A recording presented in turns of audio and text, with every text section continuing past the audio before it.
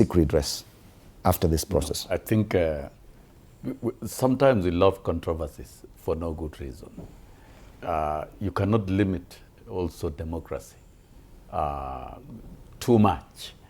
And trying to argue that government activities and programs constitute bribery is completely wrong and out of place, because you cannot stop government from functioning.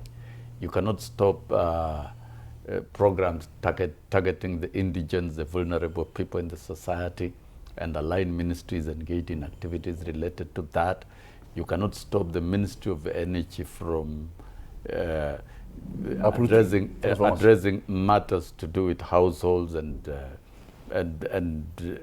promoting the LPG gas, which in the long run is a government strategy to protect our forests and our environment by shifting households to using gas. You can't stop. You know, we've talked about tourism activities. The Minister for Tourism has been seen in that place.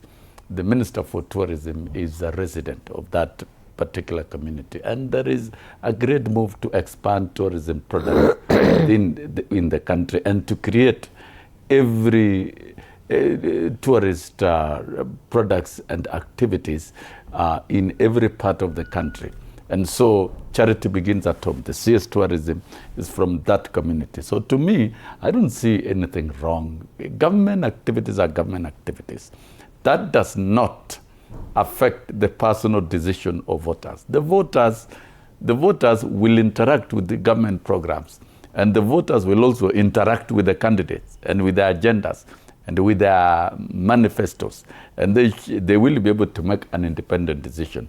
I think sometimes, like Elok and the others, let us not underestimate the high level of capacity of Kenyan voters to listen to their leaders, and also to make a very independent decision to elect a leader they feel will represent them in parliament. This is about the voter of Ol Kalou, electing a person that I feel will represent me in parliament. And there are 9 candidates altogether, all the 9, and they're going to the ballot. So whatever government programs that have been undertaken cannot constitute to voter bribery, and that IBC has agreed with it. And so to close this chapter, we have seen election is very peaceful. Turn up, vote, go home. Counting will be done in the evening. IBC will declare the results eventually, and the chapter will be closed. Yet the constituency will move on. The IBC Kenya will move on. sanctioned some leaders for alleged voter bribery.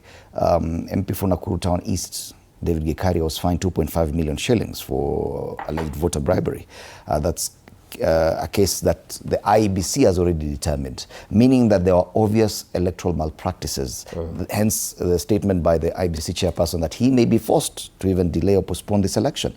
Don't you think that declaration alone paints a rather gloomy picture of the integrity of the process, and therefore this will definitely be one of those processes that will be contested after the fact? Of course, Fred, I agree with you in total, and to the extent that already there are concerns, even up to the campaign period, that there are electoral malpractices. We have laws in this country